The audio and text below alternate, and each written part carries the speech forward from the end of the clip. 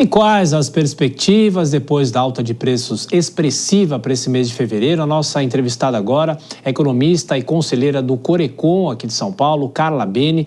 Como vai, Carla? Mais uma vez, obrigado pela gentileza, pela atenção, por nos atender. Boa noite, bem-vinda. Boa noite, Tiago. Boa noite a todos. Obrigada. Bom, é claro que é uma questão técnica, você tem os índices, o IBGE faz o levantamento, faz a média, o acumulado dos 12 meses, mas a população se pergunta quando os preços efetivamente ou começam a cair ou a inflação dá um pouco de trégua, ou seja, não sobe mais tanto quanto a gente vem acompanhando. Os economistas costumam dizer que os juros sobem de elevador e descem de escada. A inflação desce de alguma maneira ou não? Essa comparação é ótima, Tiago, porque quando a gente olha um índice, ele tem uma metodologia de cálculo.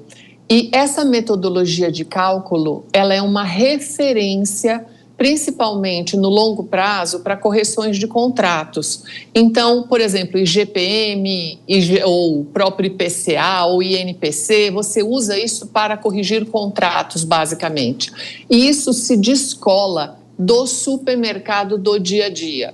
Então, isso que a gente escuta quando vê o IPCA 15 ou IPCA cheio do mês, por exemplo, ele é a resposta de uma metodologia de cálculo. Outra coisa é literalmente aquele produto que está passando lá no supermercado, no caixa, quando a gente pega. Então, há um descasamento em que acaba dificultando, inclusive, até o entendimento disso para a própria população. Pois é, e claro, além das questões, como os economistas também chamam, né, as questões sazonais, tem outras questões mais amplas da própria estrutura da economia, discussão do corte de gastos do governo.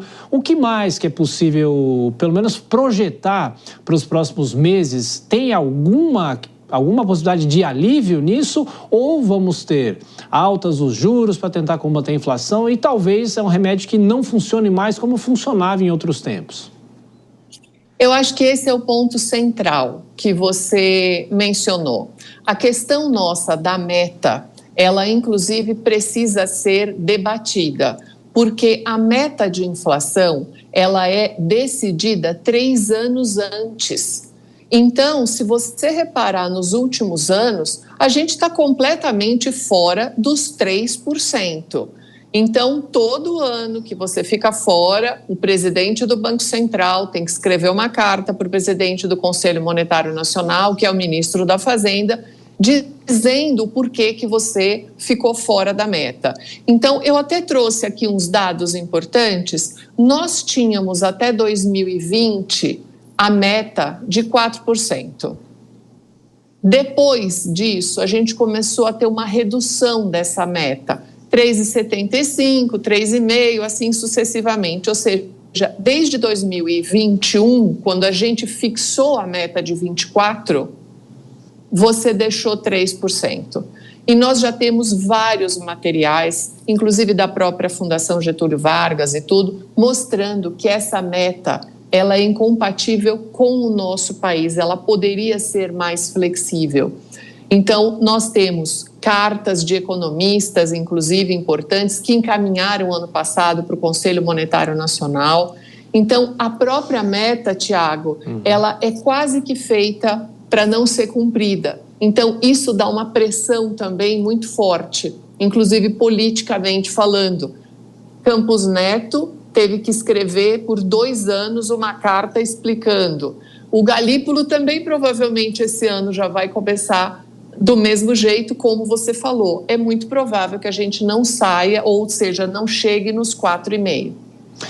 Bom, vou chamar os nossos comentaristas com a economista Carla Bene. A próxima pergunta de Dora Kramer. Você, Dora. Boa noite, Carla.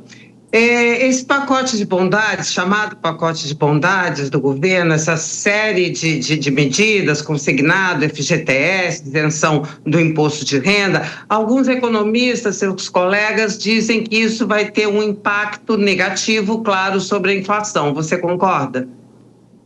Há uma possibilidade, sim, Dora, de você ter algum impacto. Por exemplo, a questão do FGTS, Se você libera mais dinheiro para a economia, as pessoas tendem a consumir mais, não a guardar, porque o dinheiro teria que ir para o tempo dele. Se é fundo de garantia por tempo de serviço, em tese, se você retirou esse dinheiro, você poderia fazer uma aplicação por conta própria ou o que fosse.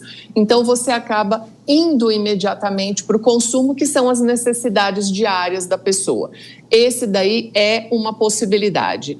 O maior problema é se a gente está com descasamento entre a oferta. Então, nós estamos com investimento, apesar dessa taxa completamente elevada da taxa Selic, temos investimento no lado real da economia, aquele que produz bens e serviços mesmo, Dora.